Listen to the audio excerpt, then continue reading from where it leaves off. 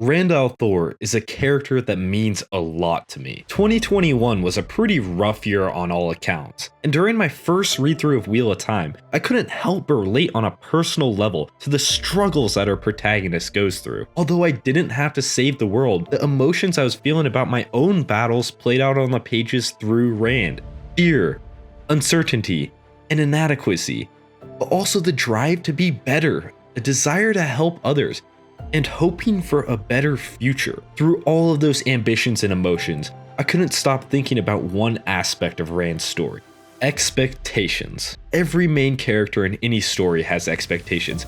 You and I have expectations, but no written individual or series has quite embodied the feelings I have of my own expectations, like Rand in Wheel of Time. The struggle of being thrown into the world and told to succeed, the failures of having to find your own path, all of the times he falls and gets back up again despite losing a small piece of himself every time. The amount of raw humanity and realism in the pressure he faces resonated deep within me. Just like everybody else, Rand is not an infallible beacon of hope, but a human with the same dreams, fears, and desires. In this video, I'd like to explore how the pressures of saving the world killed the boy, broke the man, and forged the dragon. Forewarning, I will be spoiling massive moments throughout all of the books, so please, I encourage you to save this video for later and enjoy this amazing character arc for yourself. In the beginning, Rand denies the burden that the world tries to place on him. He refuses the absurd expectations that they give him to save time itself, opting instead to try and cling to his old life, a simpler life with manageable goals. Unlike many other protagonists that I've read, it takes Rand thousands of pages to even begrudge his new life and expectations that come with it. How can you realistically expect a boy to readily accept the duty of death in service of life? This stage of Rand's journey is one of extreme pressures with no preparation, and it leaves cracks in the foundation that will grow. The path from Emond's Field to fighting Ishamael in the sky represents the death of the boy and the stress placed on him by the Aes Sedai. The prophecy itself has forcefully molded this boy into a man. The injury that he carries until the end of his days is a reminder of what it takes to fulfill the expectations placed upon him. For Dudier is heavier than a mountain, death lighter than a feather. In The Dragon Reborn, Rand battles with himself to assert who he needs to be over who he is, climaxing in the taking of Kalandor. Claiming the sword that is not a sword is the visual representation of Rand accepting the hopes and dreams that the world has placed on him. The dragon is reborn, but at what cost to the boy who was known as Rand?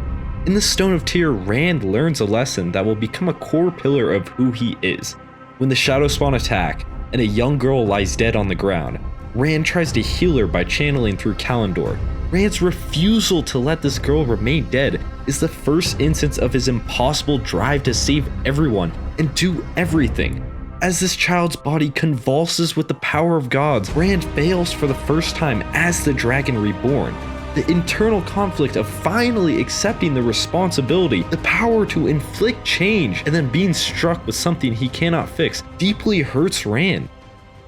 The feeling of trying everything, giving it your all, just to come up short is one of the most bitter feelings someone can experience. Every moment where Rand fails, despite his best efforts, hit me deep within my own insecurities of failing. Although the expectations placed by others weigh heavily, those imposed on oneself are the most irrational and cruel. Throughout the first two books, Rand is saddled with unwanted circumstances and harsh realities, before finally shouldering the responsibility in the third, despite being woefully unprepared. The feeling of knowing what must be done, but not how to accomplish it, is something that I think everybody my age can relate to. Not to say the issues of the average destitute college student are equal to those of the dragon, but being given a monumental task with no direct solution is a universal problem. The cruel thing about fulfilling irrational expectations is that failure becomes inevitable. Rand's struggle to forge his own path, defeats and all, not only connected with me, but later inspired me. But before he can light the path for others, Rand must stumble through the darkness. Throughout the Shadow Rising, Fires of Heaven, and Lord of Chaos, Rand attempts to balance the conscience of a farm boy with the duty of the dragon. Each of his triumphs is balanced by an equal failure, Becoming Katakarn shatters the Aiel. Conquering Karheim leaves the maidens who carried his honor slaughtered. And most devastating of all, the death of Moraine. Moraine, the woman who first saddled Rand with these duties, the one who earned trust instead of demanding, and the woman who cared for the boy buried within the man.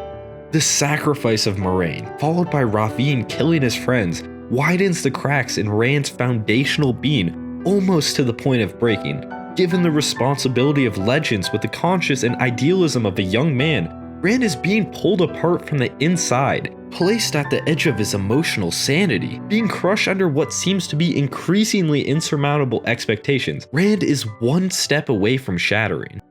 What happens next is what I would say killed any remaining bit of the farm boy from Emond's Field. After losing his moral rock in Moraine, Rand is beaten, shielded, and crushed into a box with only his madness as company. The box is perhaps the most terrifying sequence in all of Wheel of Time. The physical restrictions are horrible, but the mental strain placed upon Rand is unimaginable. The mutterings of Lews Therin, the sheer vulnerability, and the repetitions of failures in his head create a situation more horrifying than any Forsaken. Rand replaces the hole left by Moraine with a poisonous list. A list of all the women he could not save, headlined by Moraine herself. The list acts as a major point of insecurity for Rand in many of the following books. He sees each name as somebody who he has failed. This, along with his failing grasp of Saidin, shakes his confidence in not only his abilities, but his worthiness of the burden given to him.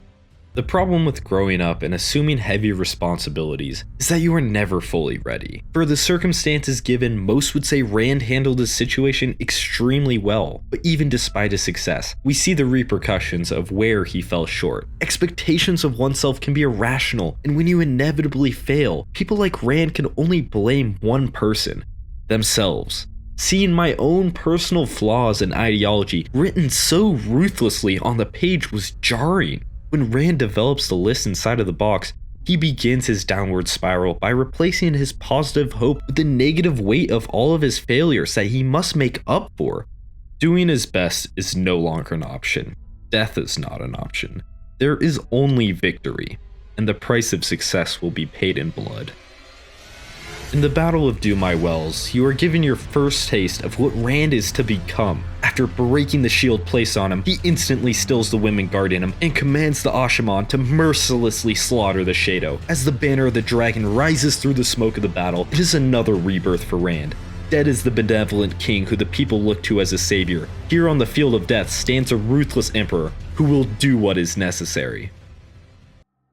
Throughout the upcoming books, the core of Rand's being is slowly pieced away. The final battle approaches, the pressure builds on his shoulders as the world literally falls apart, and those who should be allies fight him. Polavir killing herself, Thane slicing him, killing his men with Kalendor, Leia dying in Shadar Logoth, Ashaman betraying him, and all the other agonizing things that happen to Rand result in him drawing into himself.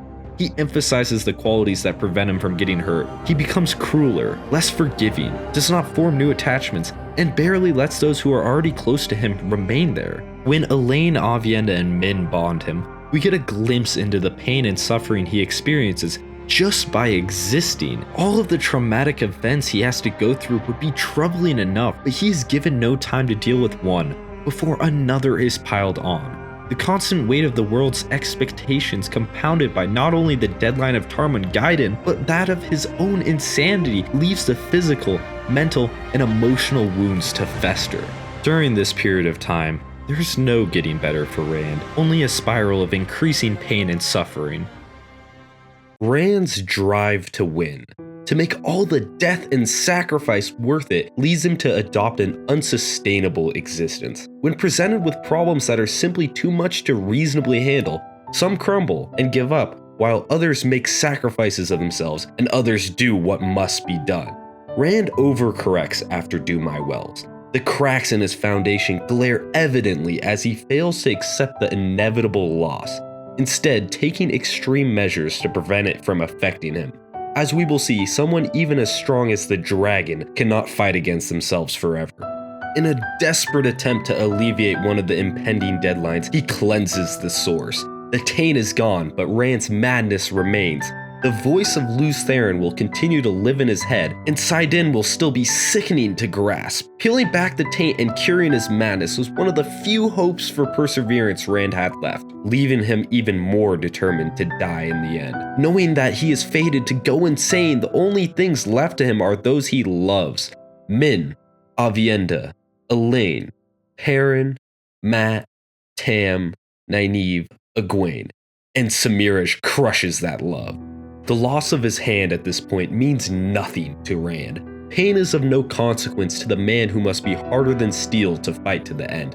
What is a missing hand but another burden he must bear? Physical injury may no longer faze him, but his love for those close to him still burns bright as ever. The last semblance of humanity within Rand is snuffed out in the worst way he could dream of.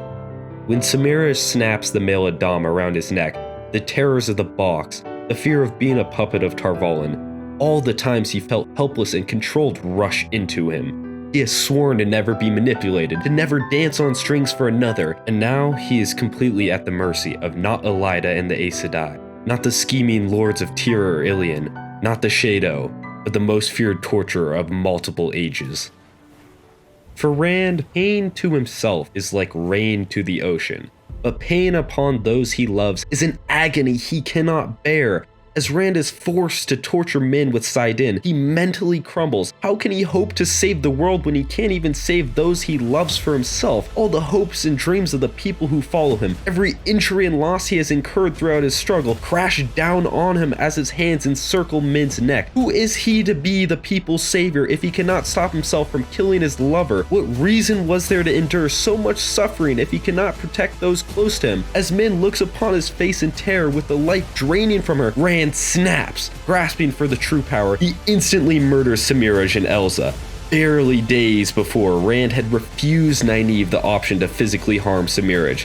This is no longer Rand. This is an emotionalist force in nature who does not deal in right and wrong, but in what must be done. The love he bore for others had to be removed, for that was a weakness that could be exploited. Samirash succeeded where all the other Forsaken had failed. She had killed the Dragon Reborn. Through sheer force of will, Rand's unsustainable existence outlasted numerous trials that would have been the end of most. For every bold choice, there must be an equally steep repercussion, and the debt that Rand had incurred was called. The sacrifices of his mind and body made by our hero had reached a breaking point. Bent by the insurmountable pressures of saving the world and carrying the deaths of countless, Rand had given all he could.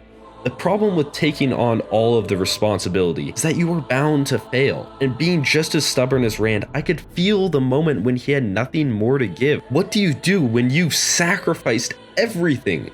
You sacrifice yourself. The Gathering Storm is my favorite book in the Wheel of Time. And the transformation of Rand into this ruthless being who is inhumanly calculating and cold is the biggest reason. He is at his lowest point in his journey, completely misguided and pushing through like a man trying to finish a race, knowing that if he rests for just a moment, he will not rise again. Banishing Cadsuane, commanding the Aiel with little respect, domineering over Bandar Ebon, refusing the Shan Chan's peace terms, and destroying all of Natron's Barrow. The current iteration of Rand no longer cares too much about the repercussions of his actions and the perceptions of others. He is now hard as Couliandar and does what is deemed necessary, regardless of what happens. The expectations that burdened him so harshly in the past are wrought meaningless through the single-minded focus that now encompasses him. The desire to do the right thing, and not just the logical thing, is largely motivated by the innate human instinct to do what those close to you and others in the world would approve of. Without the check of caring what those around him think, Rand's conscience is no longer shackled to trying to do the right thing, and the best thing at the same time. Nothing demonstrates this better than the massacre at Natron's Barrow and his subsequent departure from Bandar Ebon. After Nynaeve discovers the location of Grenadal, Rand immediately jumps into action, calling for the Merchant Council representative. Rand sends this poor man to the mansion with a made-up message simply to see if he comes back with compulsion placed on him. No longer does Rand go out of his way to potentially save a single life, instead sacrificing this man's sentience for the location of an enemy. Having thrown away one life in hopes to outmaneuver Grenadal, Rand burns hundreds more as he balefires the palace out of existence. Without hesitation, the man who is supposed to preserve the light and save humanity snuffs out the population of his hometown to presumably kill one adversary.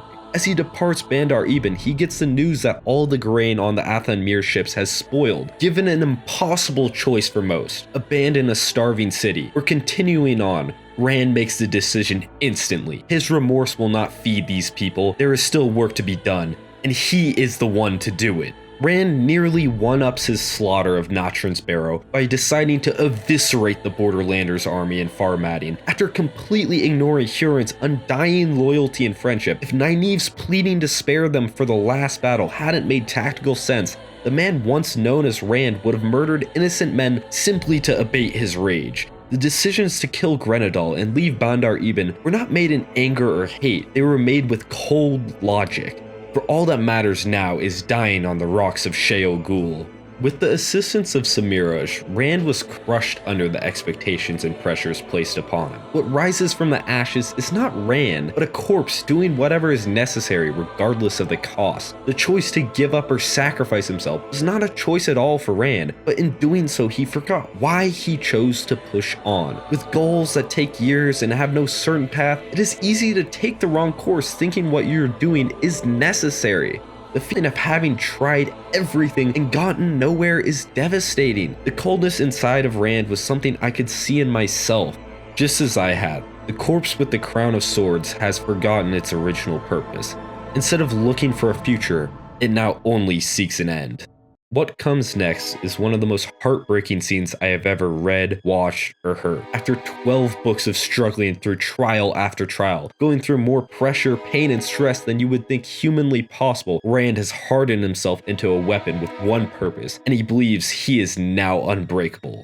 That is, until he sees Tam al-Thor. Rand hasn't seen Tam since book 1, and the only mentions he makes are when he's asking himself what would he think about his actions. Before setting out on this journey, Tam was the most important person in his world. A virtuous man who chose the right path without fail, regardless of the difficulties. The man who taught Rand what it is to be a good person. Like all great fathers, Tam's actions inspired his son to be like him. No other expectations weigh as heavy as the ones of your father. When Rand's eyes alight upon Tam, his once unbreakable shell begins to quickly fall apart. This is his father, the man who he strives to be but will never match, the man who raised him despite not being of his own blood. But he looks at his son with hesitance, unsure of himself. Rand believes it's because he knows that they are not related, and the tension is palpable as Tam addresses him formally. Rand's mind reels as the trauma within him clashes with the love and security he associates with his father. The conversation is awkward as Rand has to stop himself from asking for a report on Perrin's mission. Even now, in the presence of the man he's known the longest, he cannot stop pushing forward. Tam asks where the naive farm boy he has raised had gone, and the response Rand gives would break any parent's heart. He's dead, Rand said immediately. His boy is no longer inside the body that resides before him. Tam's love belongs to a walking corpse who refuses to reciprocate no matter how much he wants to. When Rand reveals he knows his true parentage, the shell hardens again, and he promises his father rewards for raising the dragon, telling Tam that he shouldn't call him son anymore, for in Rand's mind, the savior of the world cannot rely on a simple shepherd. No matter how much it pains him, he must have no weakness, no flaw to exploit, for the Dark One shows no mercy to those who love. Tam, now sadly calling his son my lord, listens to his dejection and being a slave to the pattern, shackled by responsibilities until he drops dead. He asks Rand, why does having the option to run and shirk your responsibility matter when you know you will not? It matters not what duty you have or what burdens you bear, but why you choose to fight on. Before being able to finish teaching the last and most important lesson to his son, he makes one vital mistake. By mentioning Cadsuane, Tam ignites a fury in Rand like that we've never seen before. After bottling up every emotion for many months, he releases his rage and paranoia on his father, screaming that he will not be controlled, that he is no pawn of Tam or Cadsuane or anyone, accusing his father that his love was all an act, once again crumbling under the immense pressure of being the dragon reborn. Rand explodes, filled with nausea, hate, and the screams of Lutheran. Rand weaves balefire and directs it at his own father. What am I doing? No more than I've done before. Oh, Light. I'm doing it again. I am a monster. As the wheel of time turns, places wear many names, men wear many names, many faces, different faces, but always the same man. After quickly absolving the balefire, he flees to Ibudar. Rand has become what he has feared most, Luz Theron born again, not as the glorious dragon, but as the wretched kinslayer. The madness is won, and Rand realizes it. Hardening's one heart to the cruel realities of the world is something we all must do at some point. The sweet innocence of childhood burns quickly when thrown into the flames of adulthood, but a small kernel of that naive hope will always remain. Seeing Tam cracked Rand's mental armor more than any torture could have, because the damage did not come from the outside, but from within. Not since before the box, before Moraine's death, had he been reminded of who he had been. The farm boy of Emmons Field stirred ever so gently in the depths of Rand's mind, barely present as a sigh in a storm, but still there, and it terrified Rand. He knew deep down in the moment of weakness that the path he had chosen would horrify the idealistic sheepherder, just as his father had looked upon his son in terror. The breaking of delusion will always be a painful process, and those imposed on oneself will be the most painful of all to remove. The dragon's eyes may now be opening to the error of his ways, but he is still blind to the path ahead. As the supposed bringer of light and savior of humanity wanders the streets of Ibudar, he's struck by how peaceful this once war zone of a city is. How can the enslaving Shanshan create a place where even the peaceful tinkers flock to, while everywhere Rand goes, only death and destruction follow? There's no anger left within him, just self-hatred and loathing. There had been no Semiraj to force his hand, or Luz Theron seizing the power, just a shell of a boy filled with murderous hatred directed towards his own father. There were no excuses left. His friends fear him while the people of Ibudar seem happier under the guidance of their conquerors, the dragon's enemies. Does this make Rand the enemy, or just the harbinger of pain for the greater good? For one last time, Rand hardens himself to do what must be done, with Luz Theron's voice ringing in his ears, sounding more like his own than ever. He grasps the power, collapsing with sickness worse than it's ever been before, writhing on the streets of Ibudar, screaming. The dragon reborn can only think of fulfilling his duty and embracing the release of life, for duty is heavier than a mountain, death lighter than a feather, a relief from the weight of the world's expectations and hope at last. All he has to do is destroy, kill, and raise, as he is the only one strong enough to do. As he floats through the endless darkness of the in-between, he thinks to himself, they call the black half the dragon's fang. To the people it symbolized evil, destruction. But Rand was necessary destruction. Why had the pattern pushed him so hard if he didn't need to destroy? Originally, he had tried to avoid killing, but there had been little chance of that working. Then he'd made himself avoid killing women. That had proven impossible. He was destruction. He just had to accept that. Someone had to be hard enough to do what was necessary, didn't they?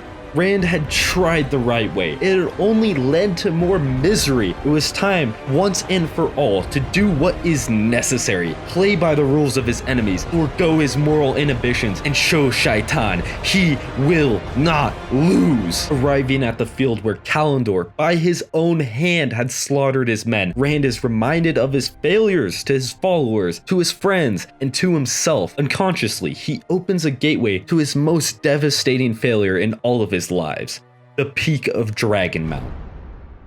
Perched on the physical manifestation of his own sins, Rand slides to the ground, still holding the power for fear that if he releases it, it will forever be beyond his grasp. Even as Rand instinctively creates two weaves he had never learned, he questions if it is just a remnant of Luz Theron's knowledge or a result of his own skill. How can he be himself if his thoughts and actions are dictated by a dead man? What was he? What was the dragon reborn? A symbol? A sacrifice? A sword meant to destroy? A sheltering hand meant to protect? A puppet playing a part over and over again? Why must he be resigned to play this role time and time again? Will there be no end? Everything Rand had done since he learned of his true purpose was in service of the people. What right did any of them have to demand Rand's life of him? Even still, Rand had shouldered their hopes. He had pledged his life. As the wounds left by Ishmael and Padan Fain throb in agony, Rand reflects on how he had still possessed hope before Moraine's death before he had been put in the box. He had known what would be required of him and had adapted to keep himself going. Why must he be the one to save mankind? He did not ask to be chosen, to have to choose for others and send innocents to their deaths. Every death in his name is more pressure added. If he fails, then thousands died in vain. Rand questions, how can a man stay sane under such an immense burden? He knows the answer.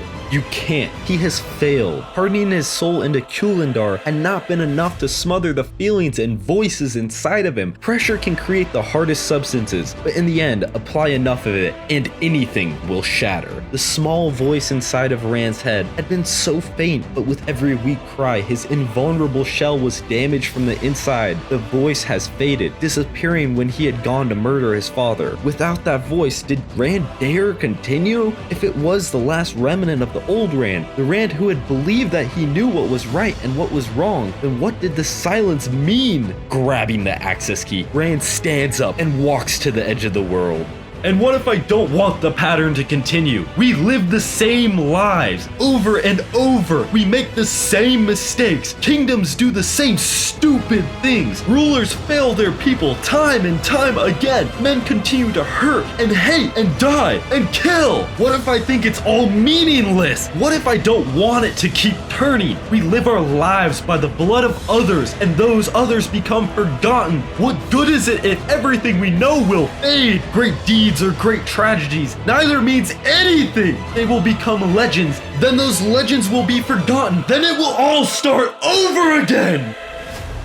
Screaming at the creator himself, screaming at all the people who look to him for salvation. Rand demands to know why they live their lives in futility. Great heroes, evil men, simple farmers, all are forgotten in due time, just for it to happen again. The same mistakes, the same cruelty, all repeated endlessly. Why should they suffer for it all to mean nothing in the end? Rand shoulders the dreams of the world, but why if they will only suffer again in a new age? Grasping at the near infinite power of the access key, Rand bellows his last challenge to the world. What if he's right? What if it's better for all of this to end? What if the light was a lie all along and this is all just a punishment? We live again and again, growing feeble, dying, trapped forever. We are to be tortured for all time. None of this matters! Now pulling in more Saidin than Luz Theron had to create Dragonmount, more than enough to burn him to ashes, and even more still, Rand remembers the pain of losing Elena. He thinks to himself the only mistake Luz Theron had made was he didn't go far enough. Why seek the release of death when the wounded world limps on just to drag you back under the relentless wheel of time? The only way out is to end it all. Destroy the pattern. Why, the dragon asked. Why must he be the one to relive killing his wife? Why, even with the power of 1,000 suns in his hand, must he continue to repeat the cycle of pain and suffering? As the literal incarnation of death and destruction, Rand raises his arms to relieve the world of its suffering for eternity. As the power crescendos within him, still asking why they must exist as they do, a sudden crisp voice breaks through Rand's thoughts. Luz Theron, in perfect lucidity, asks, "Why do we live again?" With the fate of the universe within his hands, desperate for an answer, Rand pleads for his past self to tell him. Slowly, with no trace of insanity, Luz Theron responds, "Maybe. Could it be? Maybe it's so that we can have a second chance." As existence balances on a knife's edge, Rand freezes. As the ultimate power rages inside the dragon, a young boy from Emmons Field remembers the words of his father. He, as Randall Thor, may not have chosen this task, but why does he choose to do it? What is his reason to battle on? Why does he choose to accept this responsibility? Why bear the pain? As the storm rages around him, a perfect stillness settles as Rand al'Thor, the dragon reborn, the Katakarn, the Kuramor, the farm boy, the savior of light, finds his reason to get back up and keep fighting. Because each time we get to live, we get to love again.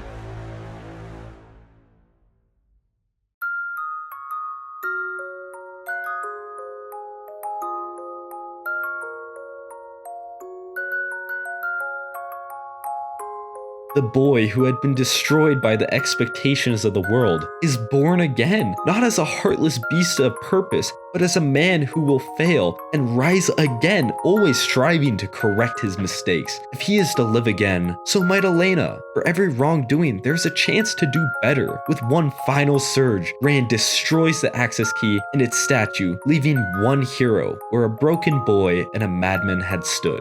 As the sun breaks through the clouds, Rand laughs. Life is brutal, struggle is inevitable, and at the end of the day, what's all the pain and suffering worth if we all just end up in the ground? Finding purpose is something integral to who we are as human beings. We are resilient and tougher than our own brains could even imagine, but we all have our breaking point. Yet, we are not on this earth just to suffer through our existence. We are here to learn, grow, thrive, and eventually find our true purpose. Rand, and by extension myself, along with millions of others, are not given the opportunity to do those things. As we have begun to live longer, the world is sped up. Younger and younger, we are expected to mature and to know who we are. Just like Rand, there's no time to develop a true sense of purpose, to figure out who you really are. The weight of the world was settled onto Rand's shoulders, and sometimes I feel the same way. The existentialism that rages within him on top of Dragonmount echoed through me as I've gone through the beginning of my adult life. To me, in this moment, Lews Therin represents the core of who Rand is. What he says embodies why Rand needs to keep on living, why he must keep going. Once I truly realized the meaning of their words, I looked at both Rand's journey and my own in a completely different light. All of the expectations and pressures that Rand carries no longer weigh him down, as he knows what life means to him. At every twist and turn, Rand fought his true nature. He refused to fail, demanded nothing but the best from himself, always searching for a way to do the impossible. Rand made himself believe that success at all costs was his purpose, failure an unquestionable outcome, and it broke him. As I closed the gathering storm, I realized that I had instilled some of the same toxic principles into my life. It is not the lack of failure that makes Rand a hero, it's his ability to get back up time and time again, to never back down from a challenge, and to ultimately always keep fighting for what he loves. That is who Rand al'Thor is. I've not found my own purpose in life. I'm not sure I ever will. I still struggle under my own expectations, but if there's one thing Rand has taught me, it is to never give up. As I said at the start of this video, Rand al'Thor is a character that means a lot to me. Wheel of Time as a whole means a lot to me, and I can guess if you've made it this far in the video, you feel the same way. Now this video is kind of a going away tribute for the series, as I want to start branching into other content and talking about other stories that I love. This doesn't mean I'm done with the series as a whole, books or TV shows, but I hope you give my other content a shot. Anyways, thanks guys.